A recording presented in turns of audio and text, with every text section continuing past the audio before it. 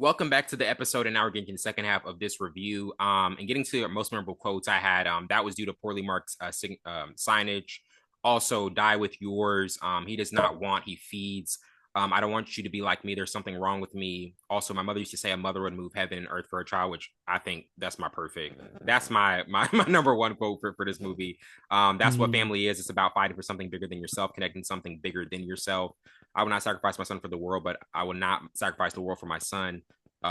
What time has it been? Also, tell Uncle Frank, tell Franklin Uncle Johnny loves him, and then we will protect you.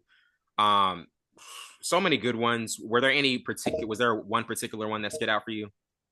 Tell Franklin my Uncle Johnny Oh, I loves love you. that one, man. As an uncle, that Oh, hits. I was like, are we about to enter Doomsday without a human I torch? honestly thought that I said, "Oh, they're really about to like. He's really about to exit." That's crazy. They're really about to exit. I was like, oh, okay.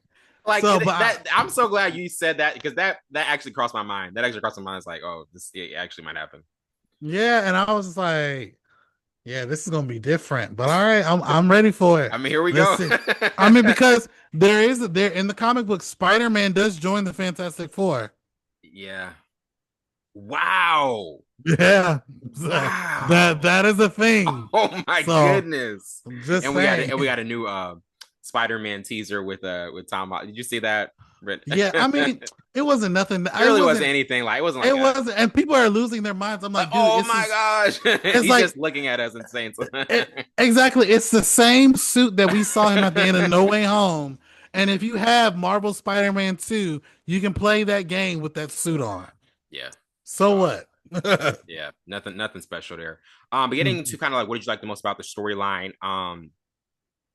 I personally I enjoyed the camaraderie of this crew a whole lot more than any other crew that I've honestly seen in Fantastic Four. It really I don't know why it just honestly felt like a force, a group, a tandem, not a tandem, but like just a whole group that like felt like just they really are ride or dies for each other. They got all this. They really just feel like a family. And I know they are the first family, but it's just like this one felt even more family like than even some of the other ones. Like kind of like what were the particular element of this storyline that you like the most?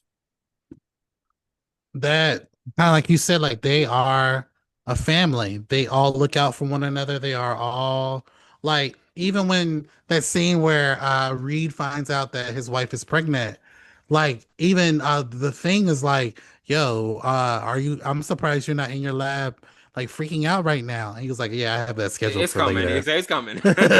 And it was I love that camaraderie because we act like I said, this is Marvel's first family of superheroes. In a lot of ways, this is Yes. Marvel's Incredibles. It's a family of heroes. So I think the scene that really captured me is the fact that after they come back from meeting encountering Galactus, the fear in their eyes, Hmm. having to explain to the world, are we safe? I believe Pedro when I he said, I was sold. I was I don't sold. know. I don't know. Yeah, I was Because like sold. and in my mind, I didn't know how, because I saw how Thunderbolts ended, where we saw the ship coming into the Fantastic Four ship coming into their universe. Hmm. So I was curious, how is this movie going to end? Is Galactus Yeah. going to tear this universe apart? Like how, and I thought that when he started to climb out of that hole, I was like, oh, it's not over. Oh yeah, when he But climbed out of that, I was like, "Dog, come on, come yeah, on." yeah, but I just enjoy the element of family and them. Like I could watch if they make a second one of them just um talking to one another. And also I will say this. I like the kind of 60s element that That's they what I are. was gonna. I Uh, literally. Oh my um gosh. See, yeah, that's why I'm changing my whole element. uh, That was uh, my favorite the, part. The fact that they that put it in that type of retro feel. yeah, it was a 60s retro element feel that in itself was a character of the movie. Mhm. And I really enjoyed that, I like enjoyed it with so the much. flying car, with the Baxter building, like The and old everybody, TV show with the old TV show set. I loved it. I loved it. the old TV show, and then also you have everyone dressing up and in suits and overcoats and top Yeah, hats. yeah, it's so I funny. I I It's I like Ben, love. he's walking around with a top gag and cookies and doing all this stuff and Yeah, it flirting with was the like teacher. yeah, it was like Fantastic Four meets a '60s version of Harlem Nights. You know what I mean?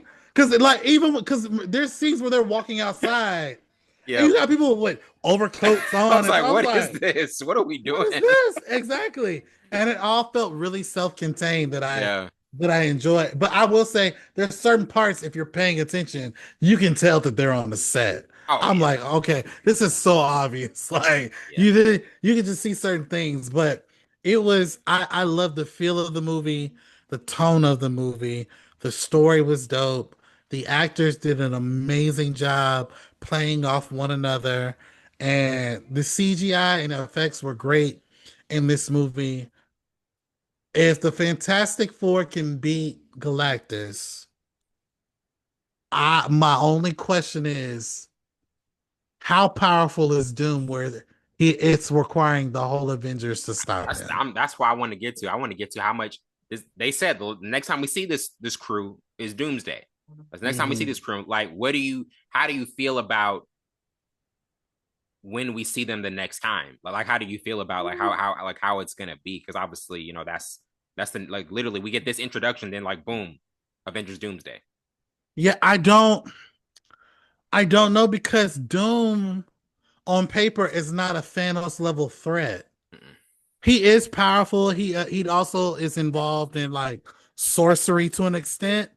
But again, the Fantastic Four has beaten Doom by themselves. So what has Doom harnessed where it requires the Avengers? Well, in this movie, it's some of the Avengers, it's Yeah. some of the old Fox X-Men, and now the Fantastic Four. So that's what because now that we know that the X-Men of the early 2000s are going to be included in this movie, Yeah. what extent will that bring to this? Because I'm curious how they're going to set. Obviously, this is a setup for Secret Wars, and we just learned today that Spider-Man Brand New Day takes place a year before Doomsday. Mm. So, with all of that being Oh said, wow. Wow. yeah, Oh. it was reported by a Variety that Brand New Day takes place a year before Doomsday. Hmm. So if that's the case, and mind you, Tom Holland has not been confirmed to be in Doomsday. I think he's on. I think he's there. Oh But yeah. yeah, but he hasn't been confirmed. Game time What kind decision. of what kind of threat level is Doom Mhm. that requires this many people? That's That's what what I'm I'm saying. thinking. It's just like, yo, is he? I mean, we knew what Thanos was like. Like we knew what you had to bring all the heavy horses for him because like he was the one. But I mean, Yes. I don't really know about when it comes to. Because if we're being honest, Galactus is, in my opinion, Yeah, requires it those requires. Like, people. I was like, he's really the one who requires those people. Like, my God, like he I- looks like a I- god. Like, exactly. So if Galactus requires all those people, I'm in my like, opinion, uh, what yeah. is What are we doing? Doom? Doom better know how to destroy planets like this. Yeah.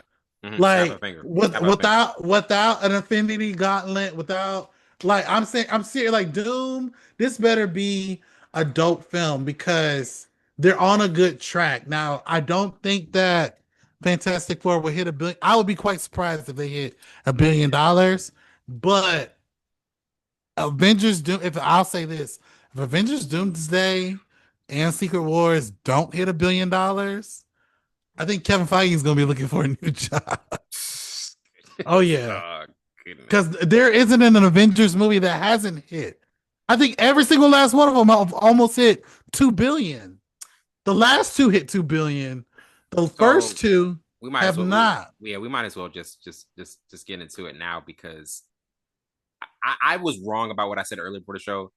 Mhm. Doomsday and Dune Messiah come out the same day. Does that change any Oh, effect on how you think the overall box office oh no! I guarantee. Mark my words on today's podcast. Dune is moving. I'm telling you. Dune 1 and 2 have not. They have their fan bases and they're great Yeah, oh yeah, they're movies. great. It's They're a phenomenal. phenomenal. Yeah. Denis Villeneuve is an amazing director. It's not Avengers. Yeah, It's not I Avengers. mean, it should, I mean, the week before Christmas, you can't hang with Avengers. You can't hang with that crew. You You can't hang with can't. them. You can't hang with them. You can't. Yeah, you Remember can't. when Batman versus Superman was coming Oh out yeah, and man. Civil War was coming out on the same day? Even though Batman is my guy, Yeah, they moved their and we're dates. not. I mean, like you got to be honest. It's just like you got to move the release date. You have to. Yeah, Yeah, you got I'm to be telling honest you, about it. if Dune doesn't move, they're going to lose money. Well, both of them are gonna. I mean, both of them are gonna get their I, money from their fan bases. However, I guarantee you that money's gonna come to Avengers first. Because that those first 4 days, yeah. Thursday, Friday, Saturday, Sunday, is all gonna be Avengers screenings. Oh I'm no. telling you. Yeah, this is I mean, when we think about Barbie and Oppenheimer, it was very different because it's just like you just have two different fan bases.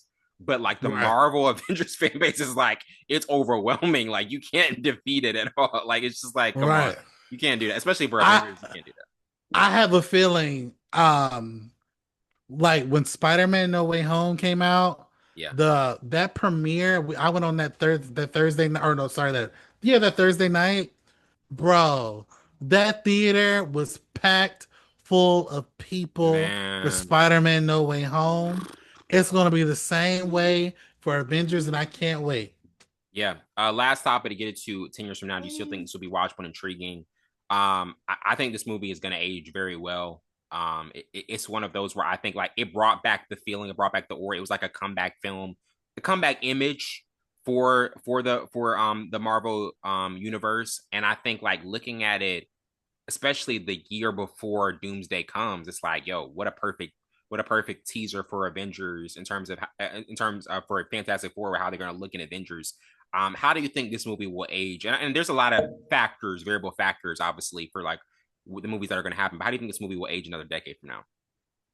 I think it will age well, like because if you take it out, you take this movie out of the MCU, it's still its own It's still a movie. song movie, yeah, yeah, It's still its own movie. Even when you see the post credit scene, Dune is a part of that universe anyway. So if you are a Fantastic Four fan and you see that post credit scene, your mind is not going to immediately go to Avengers because Dune is a part of that universe. mm-hmm. So it's its own movie where there is no Tony Stark, there is no Captain America, there is none of that. Mm-hmm. Um it's its own thing. So I think because it's like that, it's going to age really well in the as the years go by. I mean, between now and let's say 10 years from now, there probably won't be any DVDs, but to watch it on if Amazon is still around, like on digital on I would love Amazon that. or whatever service you may use, it's going to be amazing. I mean, if Disney Plus is still around and it's on Disney Oh, Plus, for sure. You got to watch it. we're definitely going to watch it and love it. So Yeah, I definitely. think it's its own film and it's going to last pretty well because it's a good story. Yeah, It's a really good the story. story is so good. I'm looking forward to what comes next. Well, Alex is gonna be back on the podcast very soon because we gotta me and him and another guest gotta talk about this Superman movie. I have a lot of thoughts on it. I have a lot of thoughts. We agreed on this one. I'm just spoiler. We're not gonna agree on the next one. I have a lot of thoughts. I can't wait for that. I can't wait for that. Alex, do you have anything to tease the people with for that Superman review? Because I know how you feel about it. I will say this: this was the best Superman, in my opinion. My opinion, just my opinion. So, well, before I say my opinion, let me just say this: I've never related to Superman at all, Yeah. even with Man of Steel, because first of all, I mean, a man that has all of this power. I can't think of black people in that way. I just like not like even with Black Panther, right? Like I love Black Panther, Yeah. but outside of him being in Wakanda, what how much power do you really have? You know what I Hmm. mean? Exactly. So, but I never felt I could relate to Superman in any way, shape, or form because of the content of the character. When I Yes. saw Man of Steel, there was only a little bit of relatability when Superman was younger and kids called him an outcast. As a kid, I felt like an outcast. It's relatable. Yeah. This Superman, my opinion, not only is comic book accurate, but this Superman is the Superman animated series that I've watched as a kid. And this is the first time I felt like I felt the weight that he had. Like all his life, he's always tried to be a hero with Yeah. a cape. Yeah. He and people never knew about the toll that it takes, except for he did. Mm. And on top of that, like his heart is, it's funny, his body is made of steel, but it's not stainless. Mm. That's the thing. Like he is embodying that, yes, I have all this power, but I also know I am not perfect. Yeah. And It's I'm a human. Yeah. I'm human. Yeah. everybody wants to put the weight on me, but because I'm Superman, I'm willing to take that weight, and I'm going to do it because I know it's the right thing to do, even though I was not sent here for that reason. Okay. So when I put all of that into context from what we've seen, and I'm like, okay, James Gunn, I love where you're going with this universe, and I love the fact that you are making this. He's slowly but surely turning this into the Tim Burton animated universe of DC films, from the That's Batman animated series to Justice League to yeah. Superman. Hopefully, Static Shock, if that comes up, Yeah. because he was, hopefully. Yeah. But Hopefully. Fingers crossed. but I really enjoyed that movie. I told Wellington this before we start recording. Superman's a better movie than Fantastic Four. Mm. I- Yeah. in my opinion, but I'm sure, like I We're said, gonna get we'll to go we're gonna get, back yeah and forth we're gonna have as that we have that. review coming Yeah. up in the next couple of weeks. But Alex, thank you so much for being on. As always, it's always a pleasure. Anything new coming up? I mean, I see what you're doing you're doing different things with your channel. You got some different shows, different podcasts, different clips I've Mhm. seen. So tell people what you've been doing currently. Okay, so real quick, you guys, the last two episodes of season one of Growing Pains come out in the next couple of weeks. Mm. I've been sharing that all over my Facebook, Yeah. YouTube, and TikTok Yeah. and Instagram. So I'm gonna put up some more reels for that. But season one comes to an end in the next couple of weeks, and I want to thank you guys for watching that. Yeah. I'm in the process of moving to a bigger place where I can Okay. have a much more of a comfortable setup. Okay. I so last time I was on your show, I had pre-recorded a lot of other stuff. So I'm going to be releasing a Momentum Media showcase of season two of Growing Pains, but also bringing back the Alex Hampton show, Marvel movie trivia, Let's and go. a couple other shows that I have on my docket, and they're gonna have their own release dates, and they're gonna somewhat overlap each other, so that way I won't feel like I'm like too busy. So the thing and the reason why I have not been so overtly putting out content is, like I said, I've been transitioning and moving into a bigger place. So once More I'm space. finally More ex- space. exactly, so once I get into a bigger spot and get all set up with my equipment and stuff, it's lights, camera, action from that point there. And then so yeah, stay tuned for the last two episodes of Growing Pains. The response for that show has been dope. The downloads on Spotify have been dope. So I really appreciate you guys listening and watching either on YouTube or listening on Spotify. So I do appreciate you guys watching. And also stay tuned for more content that's to come out. There's a couple of celebrity interviews that I've been talking to. We just been doing some scheduling to see when I can interview them. Mm. So that will come out as well. And then also, if you are in the Orlando or Tampa area, if you need a photographer, videographer, or DJ, go to You DJing now? momentummedia.com. Yeah, of Oh, course. that's what's up. That's what's up. Yes.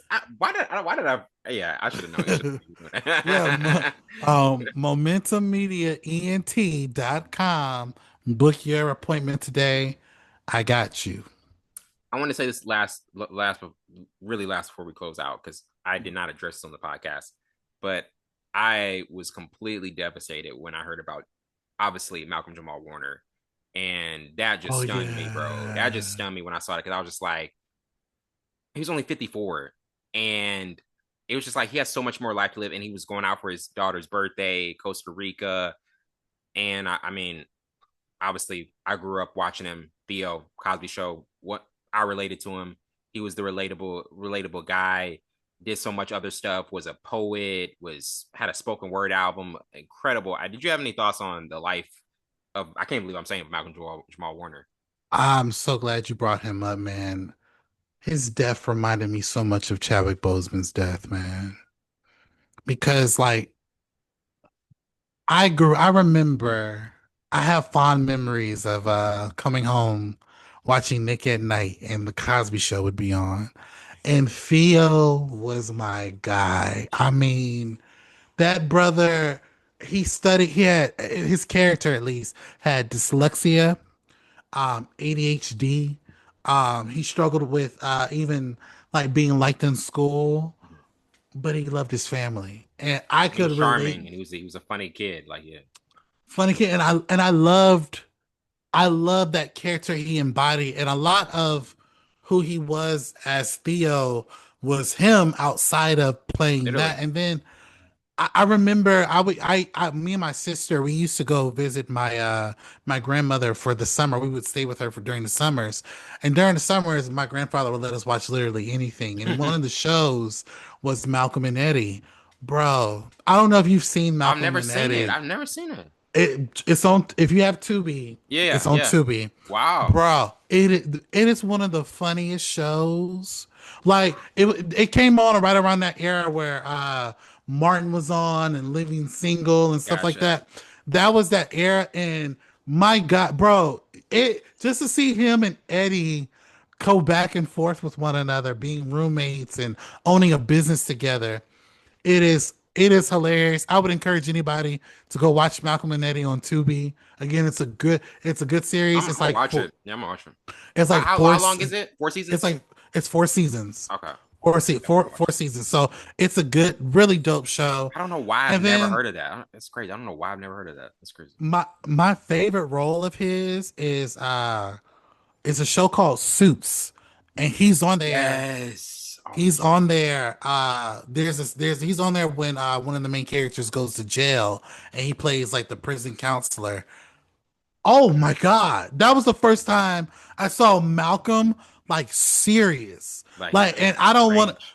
Yeah. I don't want to give too much away, but this brother is like one of those warden counselors he cares about your well being, but he doesn't care about you. And Yeah. I'm like, oh, Dang. I'm like, oh my God. Oh He was man. he was phenomenal in that. And then also he was also in The Resident, which is a series that he led in Yes. where he plays a doctor. Overall, his body of work, he also let me also mention he had a Grammy. Yes. He That's what I'm won a saying. He won a Grammy. Grammy. This dude won a Grammy. He An won a incredible album. Grammy. Incredible album. Incredible album. Bruh. And his body of work leaves a legacy that lives through all of us. And you ain't never heard of like this is why I said the death between him and Chadwick Boseman were so similar because you have never heard a story about either one of them in the media of them For doing something something bad. Yeah. crazy Yeah. or I mean, baby mama drama. stand up None of guys. that. Stand up guys. None of that. And it was just this was a man. I don't know where he was religiously, but this is a man who I know who loved his family, loved his daughter, loved the art he was creating, and loved Love his his culture. music. He loved his culture. Loved his culture. He even did he had a podcast called Nah, and it was Not All Hood. I've Mm. seen some of it before his death, but yo, he like again, he left a legacy for all of us to rewatch and live through and even continue his work. Yeah. So So inspiring. rest Yeah. rest in power. Rest in power. Uh, Malcolm Jamal Warner. I mean, there are not that many people like him. It's funny. I'll say this and I'll shut up.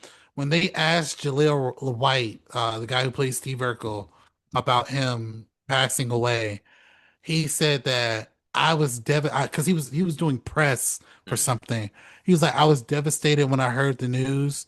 You know, my mom would only allow me to hang out with Malcolm Jamal Warner like late at night and whatever because he was such a stand-up guy. yeah. He was one of my TV peers.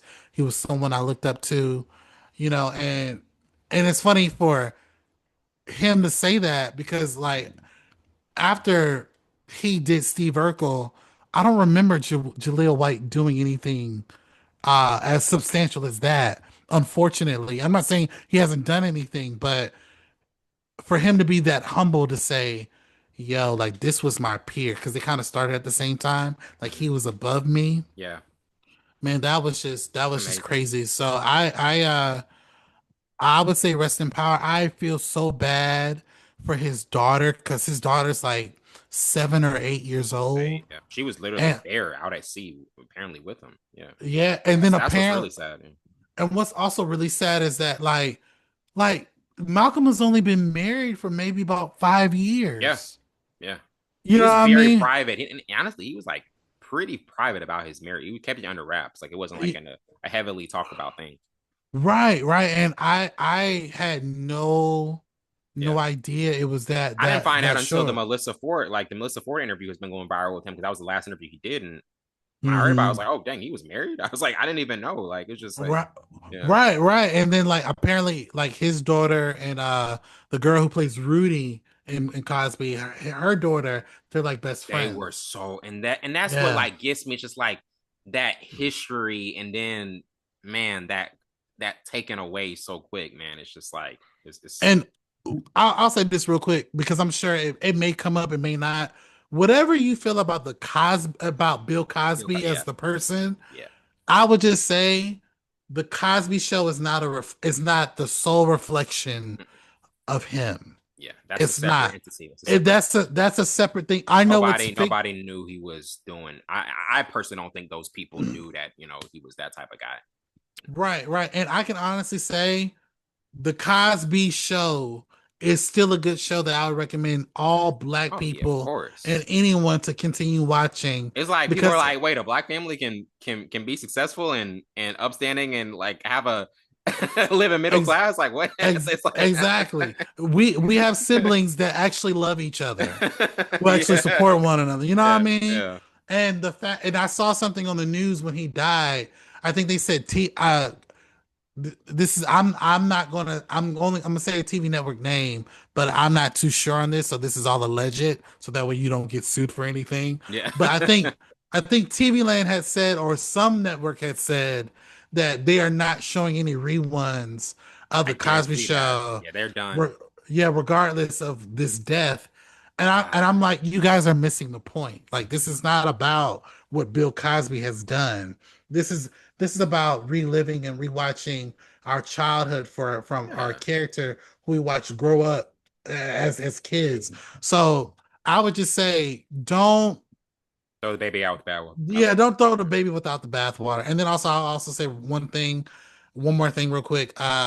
Bill Cosby actually responded to his death, and he basically said it reminded him of when his Losing his actual son. Yeah. son That was like a died. son to him. That was a son to him. Yeah, and it was just like, whoa, like even he was shocked by all this. So I would just say, rest in power, Michael Rest in Jamal power. Warner. My prayers go out to his wife and daughter, and the rest of his family. If he had siblings, if his mother and father are still alive, because that is going losing someone of that stature, or losing a child of anything is not it's not a fun experience. So, Yeah, I um, know.